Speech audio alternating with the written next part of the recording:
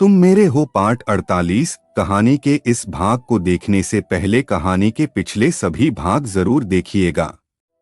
उसका लिंक मैं आपको डिस्क्रिप्शन बॉक्स में दे दूंगा और साथ में कमेंट बॉक्स में पिन भी कर दूंगा, तो आप वहां से भी जाकर देख सकते हैं। कबीर रूम में आया और मेहर को देखकर चुपचाप वहीं बैठ गया।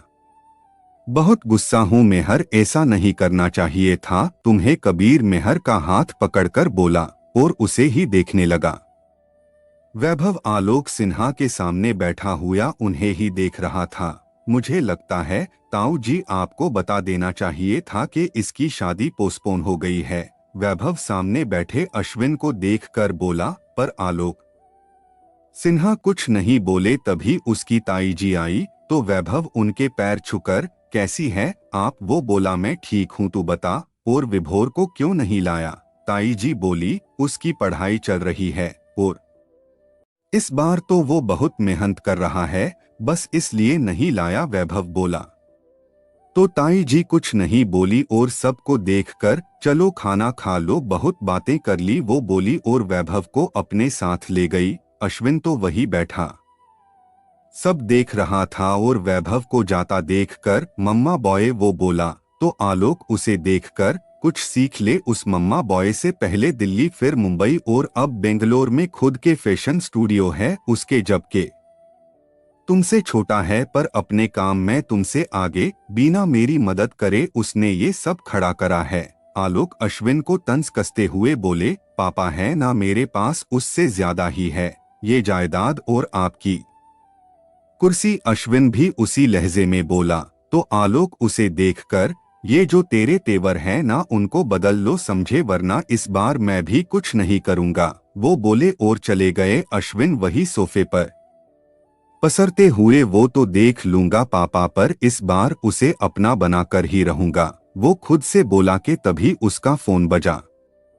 फोन सुप्रिया का था। इसे कहते हैं मन मांगी मुराद पूरी होना, अश्विन खुद से बोला और फोन उठाकर सुप्रिया से बातें करने लगा।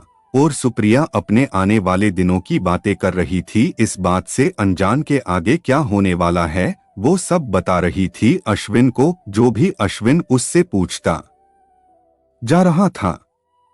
मेरे बस 2 पेपर ही रह गए हैं पता है, फिर मैं ना जा रही हूँ मुंबई, सुप्रिया चहकते हुए बोली। और फिर समय देखकर अच्छा सॉरी हाँ वो मुझे मम्मी बुला रही है खाने पर, फिर पढ़ना भी है तुमसे फिर बात करूंगी बोलकर सुप्रिया ने बिना अश्विन की बात सुने फोन काट दिया। पर अश्विन तो बस मुंबई के बारे में ही सुनकर खुश हो गया। अब समय आ गया है तुमसे मिलने का वो बोला और खाना खाने चला गया। दूसरे दिन मेहर को छुट्टी मिल गई थी हॉस्पिटल से और कबीर उसे घर ले आया था। विवेक और रूही भी सब उसी के साथ थे। दादी को पता नहीं चलना चाहिए। कबीर सोफे पर बैठकर विवेक से बोला तो विवेक ने हाँ में सिर हिला दिया। वही रूही मेहर के पास बैठी थी। क्या हुआ मेहर, क्या सोच रही हो? रूही बोली कुछ नहीं, मेहर धीरे से बोली तो रूही के चेहरे पर स्माइल आ गई। कबीर के बारे में सोच रही हो? रूही मेहर को देखकर बोली तो मेहर ने ना में सिर हिला दिया। वैसे अच्छा है कि तुम उसके बारे में सोचो, रूही बोली तो मेहर उसे देखने लगी। देखो मेहर बस उसी के बारे में सोचो तो पाओगी कि दुनिया कितनी हसीन है। और हाँ काम पर जाना है, बैठे नहीं रहना समझी? रूही बोली तो मेहर ने हाँ में सिर हिला दिया। रात हो गई थी पर कबीर ने अभी तक मेहर से कोई बात नहीं की थी। मतलब कल से जब से वो होश में आई थी तब से ही कबीर ने उसे कुछ नहीं कहा। यहाँ तक के गुस्सा भी नहीं हुआ कि ये सब क्या करने जा रही थी। वही अब मेहर को अजीब से बेचैनी होने लगी थी। उसे अब खुद पर गुस्सा आने लगा था पर वो कुछ भी नहीं कर सकती थी। कबीर खाना प्लेट में ले आया और मेहर को खिलाने लगा, पर मेहर को ना तो देखा और ना ही बात की। उसे दवाई दी और लेटने को बोल दिया, पर अगले ही पल खुद मेहर को लिटाया। मेहर तो बस उसे देखती ही रह गई। कबीर के चेहरे पर कोई भी भाव नहीं थे, वो बस बिना भाव के ही अपने काम कर रहा था। मेहर की भी हिम्मत नहीं हुई कि वो उससे बात करे और आंखें बंद करके लेट गई। कि कुछ समय बाद उसे महसूस हुआ कि कबीर ने उसे अपनी बाहों में घेर लिया है और ये घेरा पहले से भी ज्यादा मजबूत था। मेहर बस एक टक उसे देख रही थी कि तभी कबीर बोला, सो जाओ। वो बोला तो मेहर ने जल्दी से आंखें बंद कर ली। 2 दिन ऐसे ही बीते, कबीर कुछ नहीं बोलता और ना ही उसने मेहर से कुछ कहा, यहाँ तक कि उसने अपने रूम के डोर का पासवर्ड भी बदल दिया था, जो मेहर को नहीं पता था। गलती से भी मेहर उठ जाए तो रूम से बाहर नहीं जा सकती थी। वैसे ऐसा होने की भी कोई संभावना नहीं थी, क्यों कबीर तो उसे अपनी बाहों के घेरे में ही रखता और वो हल्का सा भी हिलती तो कबीर उसी समय उठ जाता। पर अब ये सब मेहर की बर्दाश्त से बाहर था। वो चाह रही थी कि कबीर उससे बात करे, पर कबीर ने तो जैसे मौन ले लिया था। आज मेहर को हॉस्पिटल जाना था तो कबीर ने शमा आंटी से बोल दिया कि वो मेहर को तैयार होने का बोल दे। मेहर भी तैयार हो गई। पूरे रास्ते कबीर कुछ नहीं बोला और हॉस्पिटल से आते समय कबीर ने डॉक्टर को अच्छे खासे पैसे दिए कि ये बात मीडिया में नहीं गई। तो मेहर को बहुत अजीब लगा उस समय, पर ये सब कबीर ने करना था तो करा। आते समय भी कार में शांति ही थी, दोनों में से कोई नहीं बोला। पर मेहर ने एक बार भी कबीर को नहीं देखा। घर आए तो सामने ही मीनू और रवि मिल गए। कबीर तो दोनों को देखकर ही खुश हो गया, तो मेहर भी मीनू को गले से लगाकर खुश थी।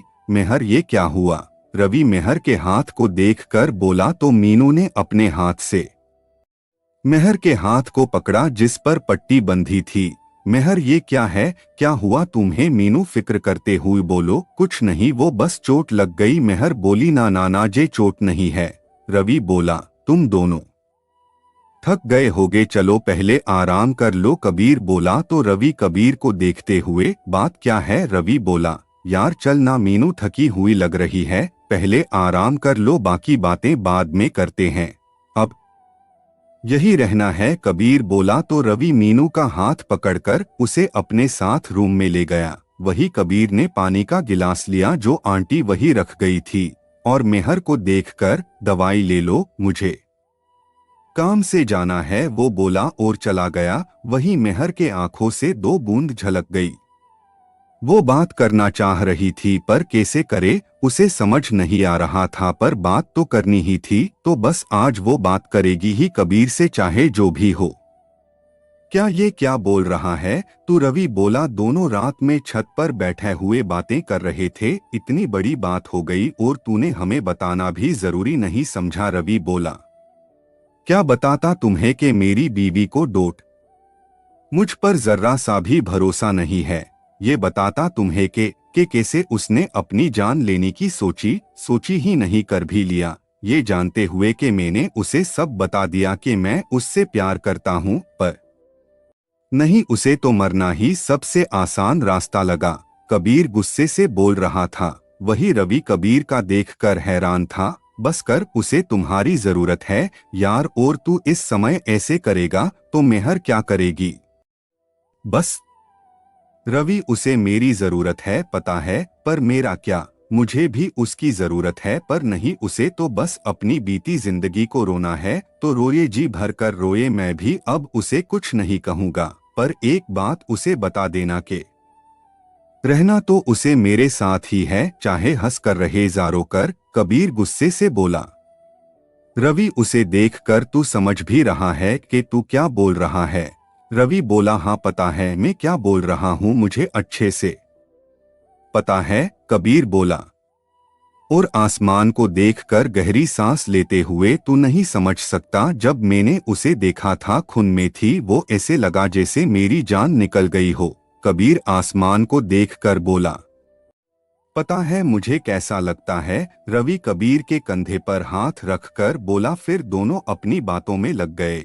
मेहर मीनू के पास बैठी हुई थी और मीनू सो रही थी। मेहर ने उसे कुछ नहीं बताया, क्या बताती, वो बस ये सोच कर ही चुप रही। वैसे भी वो परेशान थी कि उसे अभी कुछ समय लगेगा देखने में, पर वो खुश थी, रवि ने उसे बहुत अच्छे से संभाल लिया था। दोनों 1 महीने के बाद आए थे वापस, और मीनू की खुशी उसके चेहरे से देखी जा रही थी। मैं तुम्हारे लिए बहुत खुश हूँ मीनू, मेहर बोली।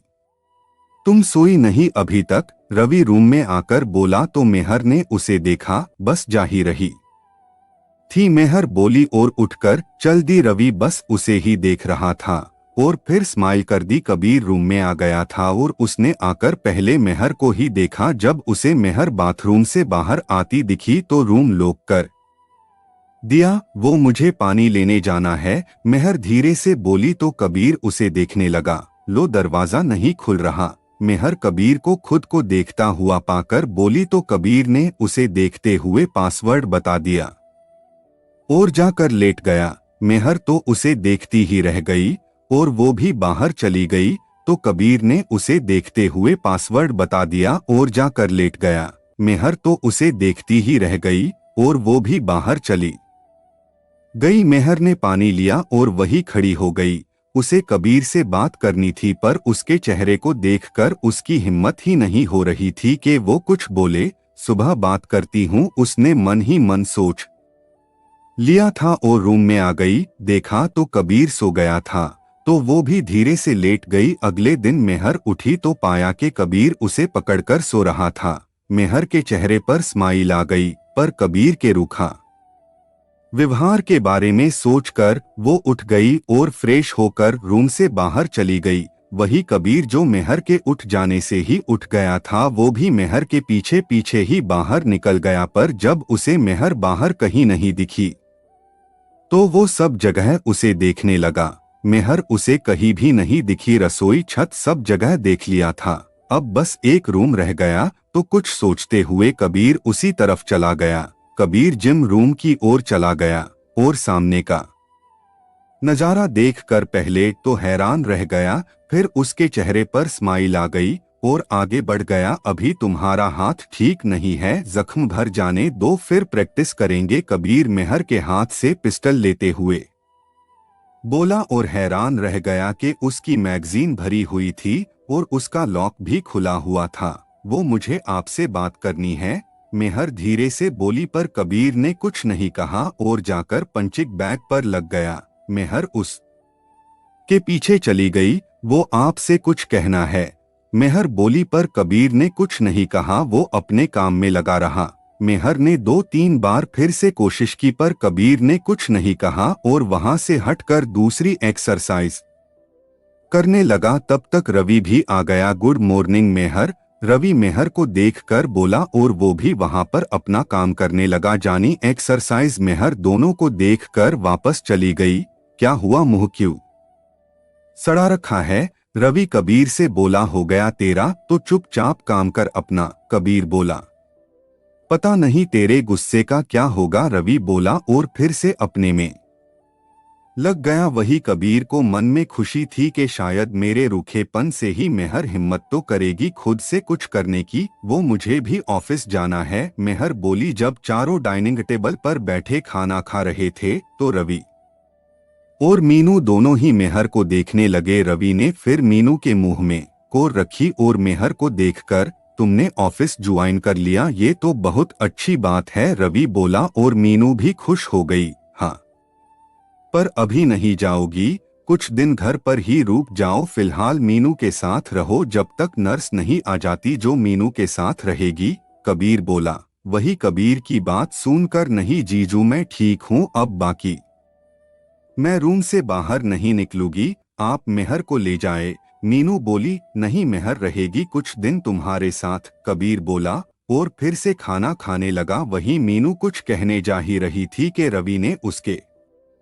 मुंह में गराही रखते हुए, बस कुछ दिन की बात है, तुम अपना खाना खाओ, रवि बोला।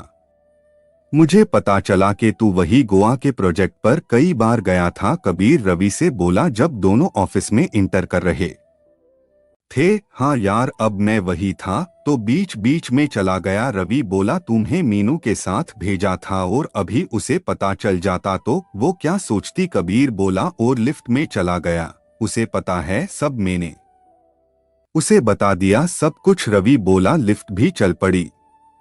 कबीर उसे देखने लगा और हाँ, अगर नहीं बताता तो वो मुझसे बात नहीं करती, तो बताना पड़ा। वैसे भी मेहर ने मेरी अच्छी खासी इमेज बना दी थी उसके सामने मतलब देख, क्या मैं तुम्हें गैंगस्टर लगता हूँ? रवि खुद कबीर के आगे आकर बोला। तो कबीर उसे देखने लगा और दोनों लिफ्ट से बाहर निकल गए।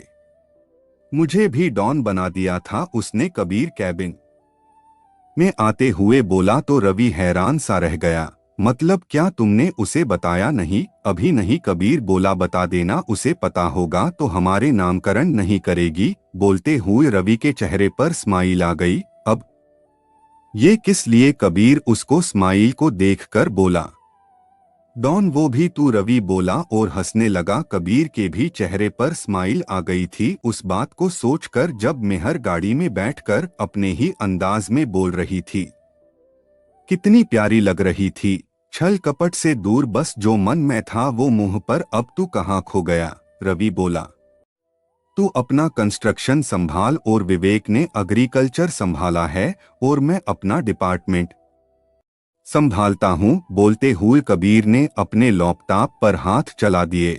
हाँ, जा ही रहा हूँ, पर एक बात, वो कनिका ने बताया था कि जो काम तूने उसे दिया है वो पूरा हो गया है और तेरे कहे मुताबिक उसने अलग ही फ्लोर पर वो सब रखवा दिए हैं। रवि बोला। हाँ मुझे पता है, कुछ दिनों में जाकर सब देखता हूँ। कबीर बोला। तभी डोर नॉक हुआ।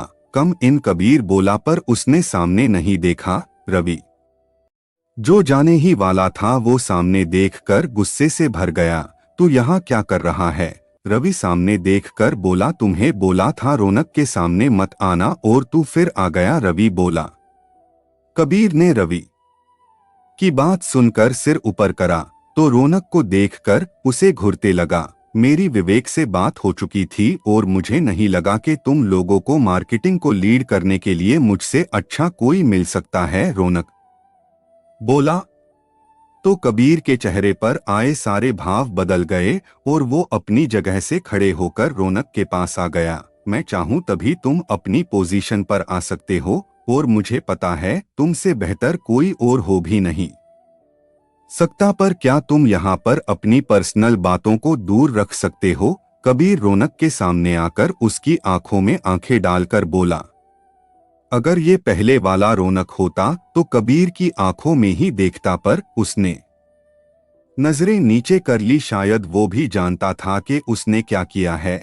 मुझे पता है मेरे किए की कोई माफी नहीं है, पर अगर एक बार मुझ पर भरोसा कर सको तो मैं फिर से अपने काम को पूरी लगन से करूंगा, रौनक बोला। उसकी बात से ज्यादा उसके सिर झुकाने से रवि और कबीर हैरान थे। दोनों ने एक दूसरे को देखा। तभी विवेक भी रूम में आ गया। वो भी अंदर का माहौल देखकर चुप रह गया। रौनक तुम कब आए? विवेक अंदर आते हुए बोला और तीनों को बैठने का बोलकर खुद भी वही बैठ गया।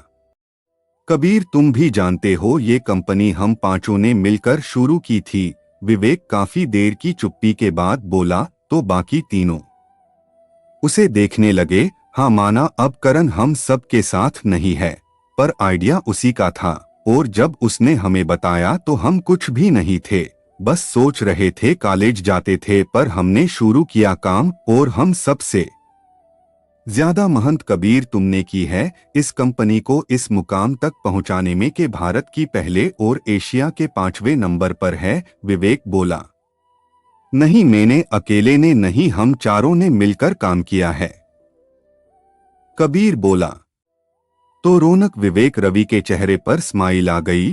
तो फिर क्यों ना फिर से हम सब उन बीती बातें को भूलकर फिर से काम शुरू करें, विवेक बोला। तो कबीर ने हाँ में सिर हिला दिया। पर मुझे कुछ कहना है, रौनक बोला। तो कबीर उसे देखने लगा। कबीर क्या मैं मेहर से मिल सकता हूँ बस एक बार, रौनक बोला। तो कबीर उसे घूरने लगा। नहीं गलत मन समझ, वो बस माफी मांगनी है उससे। जब तक वो माफ नहीं करेगी तब तक मुझे चैन नहीं आएगा, रौनक बोला। तो रवि कुछ कहता उससे पहले ही कबीर बोल पड़ा। शाम को साथ ही चलते हैं, कबीर बोला। उसके बाद चारों की बातें हुई जो उनके बिजनेस से जुड़ी हुई थी। उसके बाद रौनक उठकर अपने काम में लग गया, जो कि उस कंपनी के मार्केटिंग टीम का हेड था। तुमने ये गलत किया है, कबीर। रवि गुस्से से बोला। मैंने क्या किया? कबीर बोला। वही जो रौनक को घर चलने का बोला है, रवि बोला। तो विवेक रवि को शांत कराते हुए, बस कर रवि, वो अब बदल गया है। विवेक बोला। कैसे पता? रवि बोला। मैंने खुद उसको देखा है। और फिर विवेक ने रौनक और रंजन के बीच हुई सारी बात बता दी। उस दिन विवेक ने सब बातें सुन ली थी, दोनों बाप बेटे में जो भी बात हुई थी, पर क्या गारंटी के वो सुधर गया है? रवि बोला। तो हम किस दिन काम आएंगे? और वैसे भी उसे पता है कि मार्केट में कैसे हैंडल किया जाता है, तो हमें उसकी और उसे हमारी जरूरत है। कबीर बोला। तो तुमको सब पता है? रवि बोला। हाँ बिल्कुल पता है। कबीर बोला। ठीक है, फिर देखते हैं कब तक ये टिकता है, पर मेहर को हाथ भी नहीं लगना चाहिए इसका। रवि कबीर को वार्निंग देते हुए वसा से बाहर चला गया। विवेक और कबीर उसे ऐसे देखकर हंसने लगे। मेहर और मीनू पूरा दिन रूम में तो कभी बाहर हॉल में बैठ जाती। मीनू ने वहां गोवा में रवि के साथ यहाँ भी गई, वो सब मेहर को बता रही थी। वो भी इस तरह जैसे उसी ने सब देखा हो। मेहर भी उसकी बातें सुनकर खुश थी। पता है मेहर, रवि ने मुझे हर वो चीज को बोलकर ऐसे बताया जैसे मैं खुद उसे देख रही हूँ। मीनू बोली। पता है मेहर, रवि बोल रहा था कि हम फिर से उन सारी जगह पर घूमने जाएंगे। यहाँ पर इस बार हम घूमने हैं, और तब मैं फिर से देखने लग जाओगी। मीनू बोली। तो मेहर ने उसे गले से लगा लिया। हाँ जरूर ऐसा होगा, मेहर बोली।